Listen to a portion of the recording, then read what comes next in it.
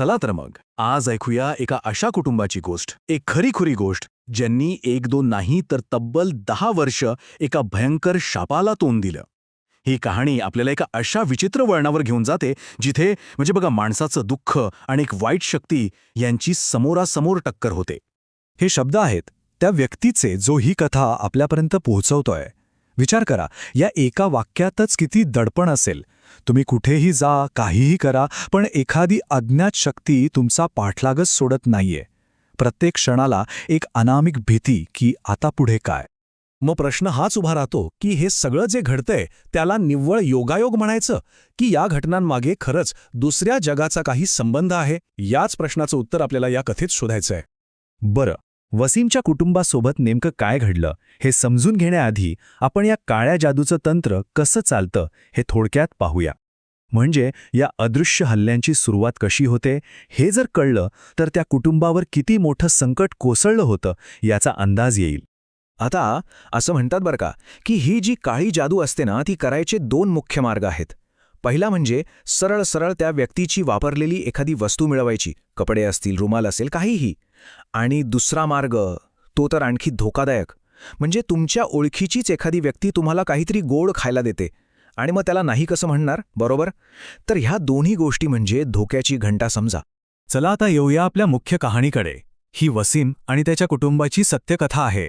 एका शापामुळे या कुटुंबाला तब्बल 10 वर्ष अशा काही भयानक त्रासाला सामोरं जावं लागलं ज्याची आपण कल्पनाही करू शकत नाही.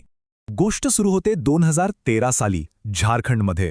वसीमचे आजोबा जे स्वतः एक तांत्रिक होते त्यांना एका घरी बोलावलं गेलं आणि तिथली समस्या काय होती तर रात्रीच्या वेळी घराच्या छतावरून रक्ताचे थेंब टपकत होते. अंगावर काटा आणणारी गोष्ट आहे नाही का? तिथे गेल्यावर आजोबांना कळलं की हे एका दुष्ट म्हाताऱ्या आत्म्याचं काम आहे. त्यांनी मग त्याला पकडून एका बाटलीत बंद केलं. पण त्याच रात्री त्या बाटलीत बंद असलेल्या आत्म्यानं आजोबांच्या स्वप्नात येऊन ही धमकी दिली. आणि ही काही साधीसुधी धमकी नव्हती. हे होतं पुढे घडणाऱ्या विनाशकारी घटनांचं एक प्रकारे भविष्यकथन. ह्या एका वाक्यानं त्या कुटुंबाचं नशीब काळोखात लोटलं. आणि झालंही तसंच. दुसऱ्या दिवशी सकाळी काय दिसतं तर ती बाटली घराच्या मधोमध उघडी पडलेली. म्हणजे तो आत्मा आता मोकळा झाला होता. आणि तो कुठे होता तर त्याच घरात. सगळ्यात वाईट गोष्ट म्हणजे तो लपण्यात इतका हुशार होता की कोणाला त्याचा थांग पत्ताच लागेना. त्या धमकीनंतरची पुढची 10 वर्ष त्या कुटुंबासाठी अक्षरशः मृत्यूचं सत्र ठरली. सुरुवात झाली एका लहान बाळाच्या मृतजन्मानं. मग 3ऱ्या वर्षी काका-काकूंनी अचानक आत्महत्या केली. 8व्या वर्षी तर हद्दच झाली. एका तरुण मुलीचा, भाचीचा इतक्या वाईट प्रकारे मृत्यू झाला. आणि शेवटी 10 वर्षांनी 2023मध्ये ज्या आजोबांनी त्याला पकडलं होतं त्यांचाही एका विचित्र अपघातात अंत झाला. एका पाठोपाठ एक मृत्यू पाहून ते कुटुंब पुरतं कोलमडून गेलं होतं. पण त्यांनी ठरवलं आता बस, हा शेवटचा प्रयत्न करायचा. ही त्यांच्यासाठी आर या पारची लढाई होती. त्या अज्ञात शक्तीसोबतचा हा अंतिम सामना होता.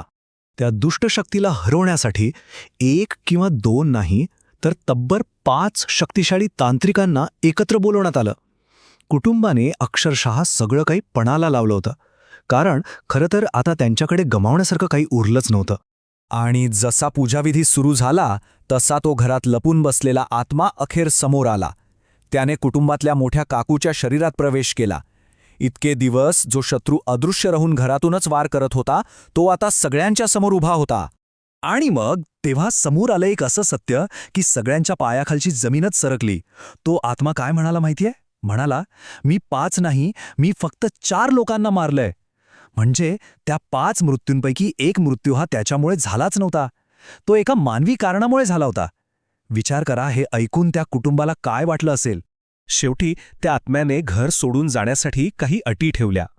अटीही विचित्रच होत्या. 4 कोंबड्यांचा बळी, ज्यांचं रक्त घराच्या 4 कोपऱ्यात शिंपडायचं होतं. आणि सोबत पाकाने काट्रोकाट भरलेली गुलाबजामची वाटी, ज्यातल्या पाकाला त्याने डोळ्यांदेखत गायब करून टाकलं. या अटी पूर्ण झाल्या तो निघून गेला. कथा तर इथे संपली. पण जाता जाता एक खूप मोठा प्रश्न मागे ठेवून गेली. त्या आत्म्याच्या म्हणण्यानुसार 1 मृत्यू त्याच्यामुळे झालेला नव्हता. मग याचा अर्थ असा घ्यायचा का की ज्याला आपण पूर्णपणे अलौकिक शक्तीचा प्रकोप समजत होतो त्यात कुठेतरी मानवी दुःखाचा, मानवी कारणांचाही भाग होता?